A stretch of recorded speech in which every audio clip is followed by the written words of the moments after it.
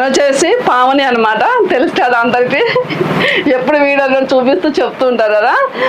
మనకి ఈ 2 computer embroidery మిషన్లని రెండింటిని కూడా డిజైన్ పెట్టుకొని కస్టమర్ వస్తే రిసీవ్ చేసుకొని, అంటే మేనేజ్మెంట్ చూడండి ఒకసారి, ఈ 2 కంప్యూటర్ మిషన్ మీద వర్క్ పెట్టుకొని కస్టమర్ వస్తే రిసీవ్ చేసుకొని ఏదైనా అర్జెంట్ చేసుకుని అవసరమైతే బ్లౌజ్ వీళ్ళిద్దరు నీలాని పావని కాంబినేషన్లో మేము ఎలా ఉంటుంది అంటే లేడీస్తో వర్క్ చేసేటప్పుడు ఒకటి అర్జెంట్ బ్లౌజ్ ఉంటే ½ అన్ అవర్ లోపే ఇచ్చేస్తాం. ఎట్లా అంటే ఫ్రంట్ పార్ట్ ఒకళ్ళు, బ్యాక్ పార్ట్ ఒకళ్ళు, హ్యాండ్స్ ఒకళ్ళు చేసుకుంటూ షేరింగ్ అనమాట. ఇక్కడ ఎంత అమౌంట్ వచ్చింది ఎంత అనేది మేము అసలు లెక్క చేసుకోకుండా కస్టమర్ని సాటిస్ఫై, ఒకవేళ బయట కూర్చున్నా కూడా ½ అన్ అవర్లో బ్లౌజ్ ఇచ్చే అంత షేరింగ్లో చేయగలుగుతారు అనమాట.